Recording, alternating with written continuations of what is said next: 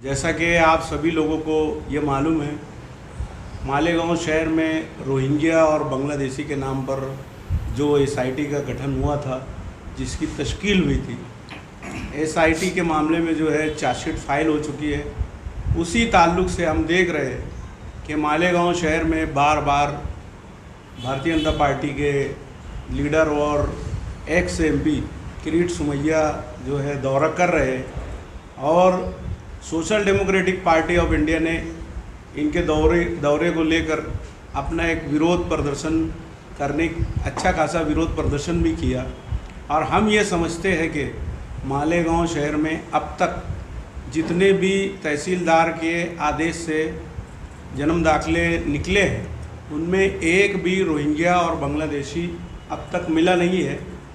लेकिन हम ऐसा महसूस करते हैं कि रोहिंग्या और बांग्लादेशी मामले को लेकर मालेगांव शहर में पुलिस प्रशासन हो या मालेगांव शहर की तहसील कार्यालय हो या महानगर पालिका हो, भारतीय जनता पार्टी के लीडर के दबाव में जो है वो काम कर रही है। इसी सिलसिले में हम लोगों ने आज की ये प्रेस कॉन्फ्रेंस ली। इस सिलसिले में आगे की बात जो है मालेगांव ज़िले सदर राहिल हनीफ आपके सामने रखेंगे।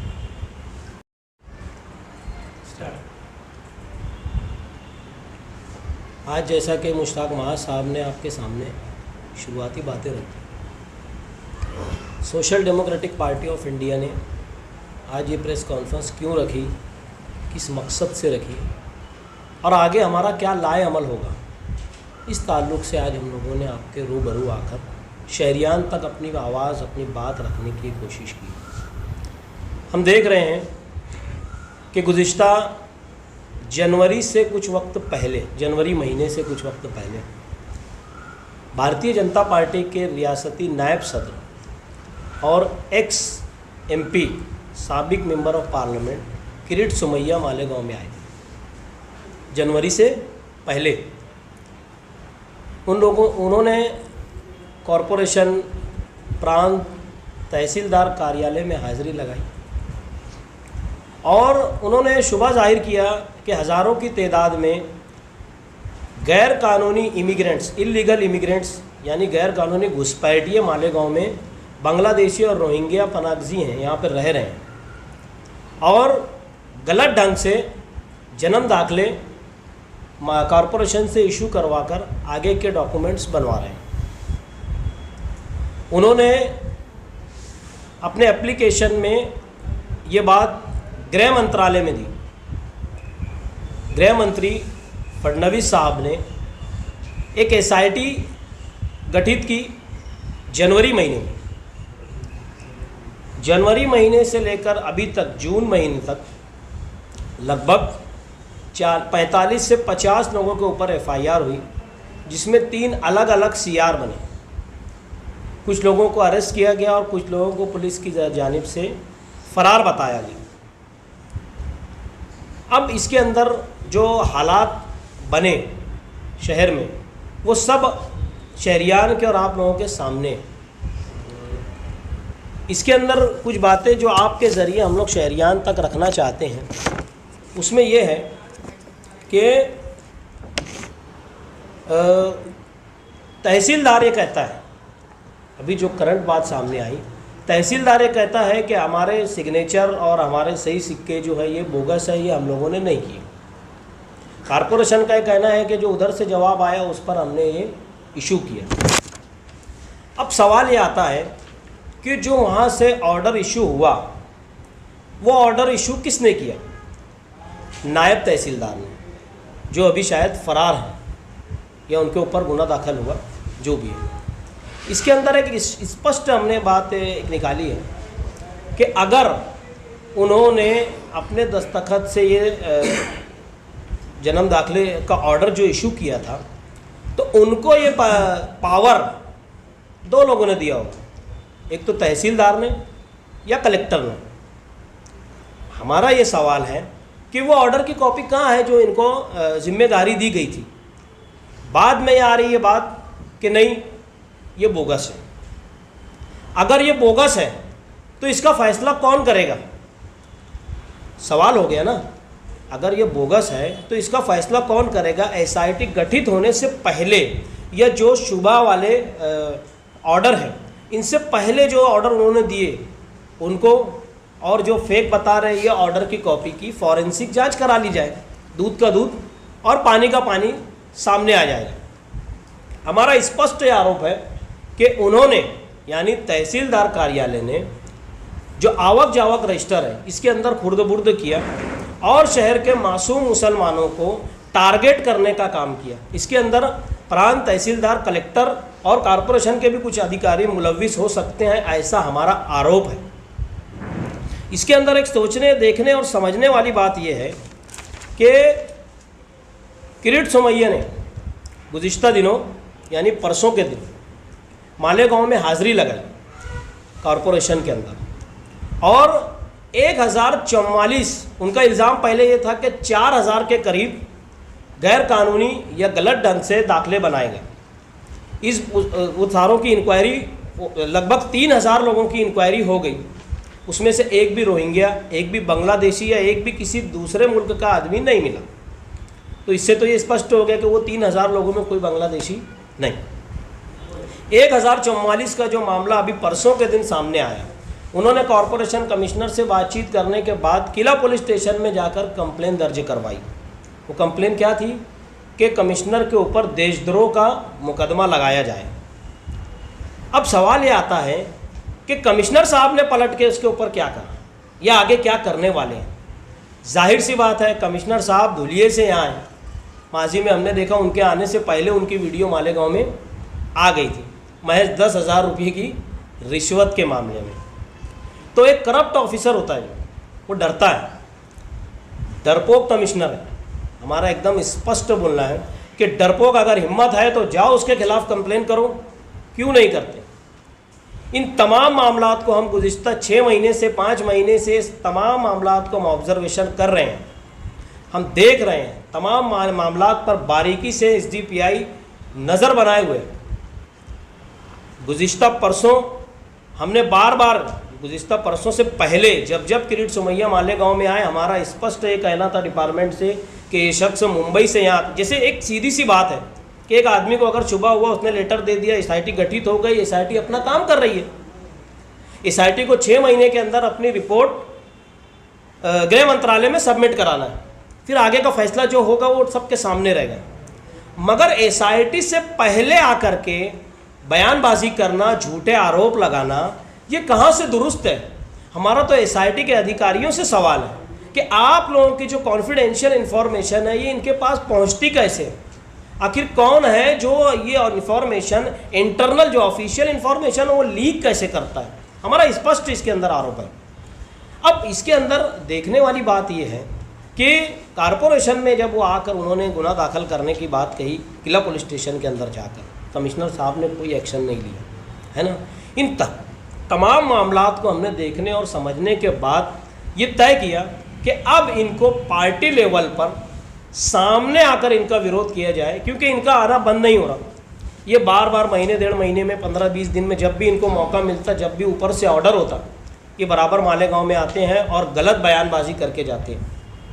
हमने गुज़िश्ता परसों इनका सामना किया और एक जमहूरी ढंग से, देखिए जमहूरी मुल्क में किसी के आने पर कोई पाबंदी नहीं लगाई जा सकती, किसी के बोलने पर पाबंदी नहीं लगाई जा सकती, मगर इसका मतलब ये नहीं कि किसी के बारे में कुछ भी बोला जाए और शहर तमाशाई बनकर तमाशा देखें। हम लोग तो नहीं देख सकते। इसी की एक कड़ी, ये सब को देखने के बाद गुज़िश्ता परसों हम लोगों ने कॉरपोरेशन की पुरानी बिल्डिंग के सामने किरीट सोमैया गो बैक के नारे लगाए और एक एहतजाज दर्ज करवाने की हमने कोशिश की, जो टोटली जमहूरी तर्ज पे था। मगर उसके बाद भी social democratic party of India के 8 लोगों के ऊपर FIR दर्ज की गई। हम यानी social democratic party of India, हम डरपोक कमिश्नर, डरपोक प्रशासक नहीं हैं। हम social democratic party of India के कारकुनान हैं, उसके कैडर हैं। हम लोग तमाम कार्रवाइयों का मुंह तोड़ कानूनी ढंग से अदालत में कैसे जवाब देना है, इसकी तैयारी में हम लोग लग गए। गुज़िश्ता कई दिनों से मुकामी वकला और हाईकोर्ट के वकला से हम लोग मुसलसल राब्ते में। हम लोग सारे मामलात के और सारे जो कोर्ट का मैटर चल रहा है इसके पेपर कलेक्ट करने की कोशिश कर रहे हैं। कुछ पेपर हमारे हाथ में आ गए और कुछ निकाल रहे हैं। इंशाअल्लाह इन तमाम मामलात को एसडीपीआई पार्टी अपने लेवल से कैसे चलाएगी वो आने वाले वक्त में आप लोगों के सामने रखा जाएगा। दूसरा इसके अंदर बात यह है कि इन तमाम बातों को लेकर के हमारा ऐसा बोलना है कि सिर्फ और सिर्फ यूट्यूब के ऊपर आकर करारा जवाब, मुंह तोड़ जवाब, बस यही सब दिख रहा है। अभी हालिया दिनों जो कल शेख रशीद नामी बुज़ुर्ग शख्स की जो ज़मानत हुई, इनको तहसीलदार की तरफ से ऑर्डर मिला। क्या मिला? डॉक्यूमेंट आपके 7 नुकाती इनको ऑर्डर दिया गया कि इनके सारे डॉक्यूमेंट वेरीफाई हो गए, अब आगे की कार्रवाई कॉरपोरेशन करे। उनको आरोपी बना दिया गया। ये कहाँ का इंसाफ है? कैसे, किस बिना पर उनको आरोपी बनाया गया? ये हमारा स्पष्ट सवाल है। आज मासूम हमारी जो बहनें हैं, बेचारे मजदूर, छोटे तबके के लोग जेलों की सूबतें महीनों से झेल रहे हैं। शब बारात का वक्त आया, रमज़ान के 28वें रोज़े को हम लोगों ने जो एसआईटी के अहम जिम्मेदार हमारे आईजी साहब, उनसे हम लोगों ने मुलाकात की और हमने कहा कि आईजी साहब, ये जेंट्स का तो ठीक है, मगर ये लेडीज़ का ईद से पहले या ईद के अय्याम में इनकी ज़मानत का कोई मामला हो जाए तो कुछ राहत मिल जाएगी। आईजी साहब ने कहा कि ठीक है, हम लोग उसका रास्ता निकाल रहे हैं, हम लोग कोशिश कर रहे हैं कि जल्दी से इनकी ज़मानत हो जाए। शब बारात भी जेल में, रमज़ान भी जेल में, ईद भी जेल में, अभी बकरीद का त्यौहार आ गया। कब होगी इनकी ज़मानत? कौन है इसका ज़िम्मेदार? कौन लबकुशाई करेगा और कौन आवाज़ उठाएगा? ये सवाल है हमारा। यकीनन पिछले 6 महीने से जो लोग भी कोशिशें कर रहे हैं, ठीक है, अल्लाह उनको जज़ाए खैर दे, हमारा उस पर कोई बोलना नहीं है, मगर इसका आउटपुट क्या निकल के आ रहा है? एक भी कोई खातिर खबर रिजल्ट हमको सामने दिखता नहीं। क्या वजह हो सकती है इसकी? सही प्रॉपर वे में हमें ऐसा लगता है कि काम नहीं हो रहा है। हाईकोर्ट क्यों नहीं चले जाते? क्यों नहीं सीनियर वकील से जो है कंसल्टिंग करते हैं? हमारा इसके अंदर एकदम सीधा बोलना है कि प्रॉपर वे में कार्रवाई होना चाहिए। इसके अंदर एक आखिरी बात जो मैं कहना चाहता हूँ कि जैसे जितने भी संबंधित अधिकारी इसके अंदर हैं, एसआईटी की तरफ से एक सिफारिश होना चाहिए या एसआईटी की तरफ से इनके ऊपर एफआईआर होना चाहिए कि ये हो कैसे रहा है। एक आदमी कह रहा है कि ये हमने ऑर्डर नहीं दिया, हमने ऑर्डर नहीं दिया, ये हमारा बोगस है और फेक है। कारपोरेशन बोल रहे हैं हमने ऑर्डर के ऊपर ही काम किया। जाहिर सी बात है, जो लोग के ऊपर आरोप लगा जो जेल में, इन्होंने कोई भी पेपर घर में नहीं छापा, ये यहीं से इशू हुआ। तो फिर ये फेक और नकली होने की बात कहाँ से आ गई? और अगर आती है, ठीक है, तुम्हारा बोलना है, आती है, तो इसका फैसला कौन करेगा? इसका फैसला फॉरेंसिक ही तय करेगा। अभी अगर ठीक है ये एसआईटी की कार्रवाई मुकम्मल भी होती है, इसके बाद के अय्याम में लोग नए दाखिले बनवाएंगे, तब फिर ये किरीट सुमैया या जैसे लोग आकर मालेगांव बोलेंगे यह नकली है और ये ऐसा है वैसा है, क्या यही काम रह गया है क्या काम? अभी गुज़िश्ता परसों जो हमने एहतजाज दर्ज करवाया, ये शुरुआती दौर से हमने पार्टी लेवल पे किया। आने वाले वक्तों में हम इंशाअल्लाह इसको आवामी सतह पर हम चलाकर शहर में आम लोगों को इसके अंदर इन्वॉल्व कर कर जो लोग जेलों के अंदर बंद हैं, हम कोशिश करेंगे इनकी फैमिलीज़ को लेकर के किरीट सुमैया जब भी मालेगांव में आएंगे हम इनका विरोध करेंगे। अभी बकरीद सर पर है, बकरीद ख़त्म होने के बाद हम लोग चक्री धरना आंदोलन करने वाले हैं, जिसे चक्री भूख हड़ताल कहते हैं। 3-3 लोगों का हम लोग ये करने वाले हैं। जगह जगह चौक चौराहों पर तख्ती, बैनर, झंडे डंडे के साथ में जो भी गलत काम हो रहा है, चाहे फिर वो किरीट सुमैया हो जैसे लोग हों या और जो लोग जो ऑफिसरान हैं जिनकी मदद से ये सारा, हमारा तो स्पष्ट आरोप है कि एक षड्यंत्र है। इसके अंदर मालेगांव के शहर की गरीब, मेहनत कश, कम पढ़ी लिखी आवाम को टारगेट करके इलेक्शन कॉरपोरेशन के और लोकल बॉडीज़ के इलेक्शन सर पर हैं, एक माहौल क्रिएट किया जा रहा है कि मालेगांव में बांग्लादेशी और रोहिंग्या रहते हैं। हमारा दावा है एक भी सिंगल पर्सन भी रोहिंग्या या बांग्लादेशी मालेगांव में मिलने वाला नहीं है। ये सिर्फ एक छछन खेला जा रहा है और social democratic party of India इसका मुंहतोड़ जवाब कैसा देना और इसकी कानूनी प्रक्रिया कैसे करना, इसके लिए हम लोग बिल्कुल भी तैयार हैं। आगे SIT वाले मामले में या रोहिंग्या और बांग्लादेशी वाले मामले में हम लोग कानूनी लड़ाई लड़ने के लिए बिल्कुल भी तैयार हैं। आगे की बात इब्राहिम भाई बताएं। जिन लोग social democratic party of India SDPI की तरफ से आप लोगों को यहाँ बुलाया गया है, जो प्रेस कॉन्फ्रेंस रखी गई है, ये बहुत अहम मुद्दे के ऊपर है और मैं आप लोगों के चैनल के ज़रिए, आप लोगों के ज़रिए ये बात को कोर्ट तक, हुकूमत तक पहुंचाना चाहते हैं हम लोग। पार्लियामेंट के इलेक्शन के बाद से जो मालेगांव शहर के अंदर एक BJP ने जो फ़िरका परस्त माहौल बनाया है, हम ये देख रहे हैं कि पार्लियामेंट के इलेक्शन होने के बाद किरेट सुमैया कभी आकर के इस शहर को बदनाम करने की कोशिश कर रहा है, तो कभी वो राणे जो BJP का मिनिस्टर है नीतीश राणे, उसने कभी आकर के मालेगांव शहर को बदनाम करने की कोशिश की है। मगर अल्हम्दुलिल्लाह ये शहर सब्र और ज़ब्त के साथ अपनी चलता रहा। जब हमने देखा कि अब पानी सर से ज़्यादा ऊंचा हो गया तो SDPI तहरीक के रास्ते के ऊपर आई है। मामला जन्म दाखिलों का है। आज जब हम जन्म दाखिला बनाने के लिए जाते हैं तो जो लोग आज जेल की सलाखों के पीछे हैं, जिनकी उम्र 60, 50 साल, 60 साल, 70 साल की है, मैं आप लोगों के ज़रिए ये बात वाज़े करना चाहता हूँ कि जब हम कारपोरेशन में जाते हैं दाखिला लेने के लिए तो कारपोरेशन हमें ये कह कर के टाल देती है, जो हमारे ऊपर एक इल्ज़ाम है कि कारपोरेशन के अंदर इन दाखिलों का रिकॉर्ड नहीं है। कारपोरेशन हमें साफ लफ्ज़ों में कहती है, एक तो रजिस्टर फट गया या सड़ गया या सैलाब के अंदर बह गया तुम्हारा रिकॉर्ड। तो कारपोरेशन की ये जिम्मेदारी है वहाँ पर बैठने वाले अधिकारों की, या जब वहाँ पर अवामी बॉडी जाती है उनकी, कि जो जवाब हमको दिया जा रहा है, कारपोरेशन एक जवाब के नाम पे हमको एक कागज़ देती है, उसके अंदर कारपोरेशन को ये लिख कर के देना चाहिए कि जो रिकॉर्ड हमारे पास नहीं है, वो रिकॉर्ड एक तो इनके रजिस्टर सड़ गए हैं, गल गए या ये सैलाब के अंदर बह गया है। आज कोर्ट के अंदर यही मसला चल रहा है कि इनके पास, कारपोरेशन के पास रिकॉर्ड नहीं है, तो रिकॉर्ड क्यों नहीं है ये वहाँ पर हमको बताने की ज़रूरत है। कारपोरेशन ये कहती है कि बह गया, रजिस्टर सड़ गया, और जो केस लड़ रहे हैं वकील, ये BJP का एक पूरा प्लान है। किरेट सुमैया मालेगांव शहर में सिर्फ कारपोरेशन अंदर BJP की सत्ता लाने की कोशिश कर रहा है आने वाले इलेक्शन के लिए। उसकी खुली मिसाल है कि किरेट सुमैया एक तोड़ीबाज किस्म का आदमी है, जिसने महाराष्ट्र की BJP के अंदर हुकूमत में बैठ के बड़ी बड़ी तोड़ी की है। उसकी तोड़ी के 2 तरीके, एक तो सामने वाले को हरेसमेंट करके वो पार्टी में ले जाता है, या तो उनसे पैसों का लेन देन करता है। तो मालेगांव शहर के अंदर भी वो यही चाह रहे हैं कि मैं यहाँ पर वोटों का सौदा करूँ। जैसे आप देख रहे होंगे कि जितने भी आज BJP के साथ जो लोग जुड़े हुए हैं, वो कभी सेकुलर के नाम पे माने जाते थे।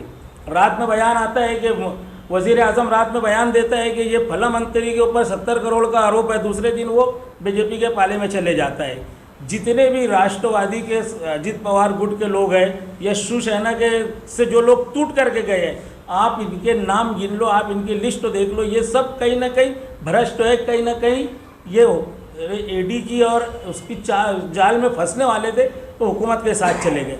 किरेट सुमैया का मालेगांव शहर में यही सौदा है और हम उसके ये सौदे को यहाँ पर कामयाब होने नहीं देंगे। जो वकील केस लड़ रहा है, सरकारी वकील जिसको नेमा गया है, ये हमने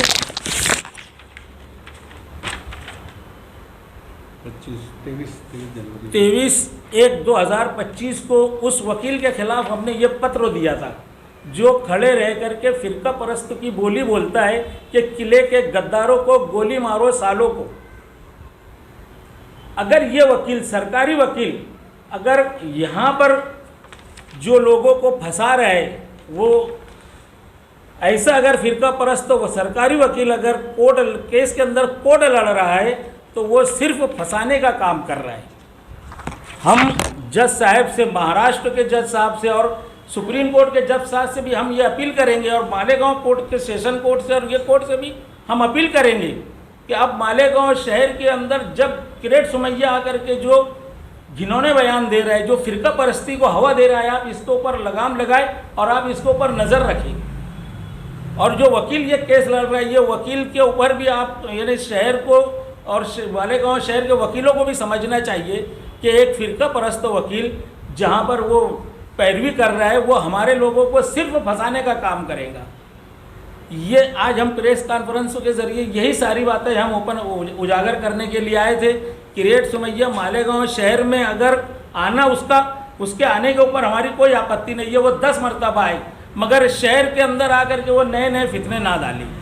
कभी बांग्लादेशी रोहिंग्या बोलता है, कभी आज हम बताता है वो कि ये बेलगाम के हमले और ये हमले की हमको यहाँ पे शादी की बू आ रही है। तो ये सारी चीज़ें, ये इल्ज़ाम लगा करके मालेगांव शहर के ख़ास तौर से मुस्लिम मुखालिफ सियासत वो कर रहा है, और हम उसकी मुस्लिम मुखालिफ सियासत मालेगांव शहर में HDPI तो बर्दाश्त नहीं करेंगे। इसीलिए आज हमने ये प्रेस कॉन्फ्रेंस रखा है, और वो जब जब मालेगांव शहर में आएगा HDPI उसका एहतजाज करेंगी। आज अगर HDPI के लोगों के ऊपर एहतजाज करने पर गुनाह होता है तो उतना ही जो कलम हमारे ऊपर लगी वो कलम भी किरेट सुमैया के ऊपर लगना चाहिए। अगर हमने जमाबंदी करी तो वो कौन सा अकेला आ रहा है, और वो यहाँ आकर के सिर्फ वो इसलिए आ रहा है कि इस शहर का माहौल ख़राब हो और मालेगांव शहर के मुसलमानों की छवि खराब हो, वो इसके लिए मालेगांव शहर आ रहा है। और उसके आने के ऊपर हमें एतराज़ नहीं है, वो आए। जैसे और मंत्री आते हैं, शहर की तामीर और तरक्की की बात करते हैं, वो आकर के अगर ये बात करता है तो हम उसका वेलकम करेंगे। और वो आकर के अगर वो मुसलमानों को टारगेट करता है और शहर की हवा फिजा को ख़राब करने की कोशिश करेगा तो हम उसका वही अंदाज में उसको जवाब देंगे। यही सारी चीज़ों के लिए हम आप लोगों तक आए थे। हम देखो, एक प्रोसीजर होता है, तो प्रोसीजर को फॉलो करके अभी जैसे SIT गठित हो गई, बराबर, जिनके रद्द होना है वो हो जाएंगे, नए जो बनेंगे ये तो मुकामी जिम्मेदार का भी है ना। मुकामी जो MLA हैं या मुकामी जो सियासी पार्टियों के जिम्मेदारान हैं जो ये मामले में चल रहे हैं, उन्होंने क्या लाए अमल बनाया और क्या SIT से बास पर्स की, या कारपोरेशन के जिम्मेदारान से या तहसीलदार से, प्रांत से क्या बास पर्स की, ये आज तक सामने नहीं आया। यही तो हमारा सवाल है कि जब ये सब हो जाएगा उसके बाद क्या होगा, इसका कोई लाए अमल और कोई इस पर बात नहीं हो रही, तो आखिर ये कब तक होता रहेगा। इसके लिए एक मजबूत लाए अमल बनाना पड़ेगा। और मैं तो आप लोगों के ज़रिए शहर की आवाम से अपील करूँगा कि ये मामला अब चंद लोगों पर मुहित नहीं है, अब इसको अवामी सतह पर मालेगांव शहर में उठाने की ज़रूरत है। अगर हम नहीं उठाते हैं तो नया कोई अजाब और मालेगांव में शहर में आने के लिए बिल्कुल भी रेडी है।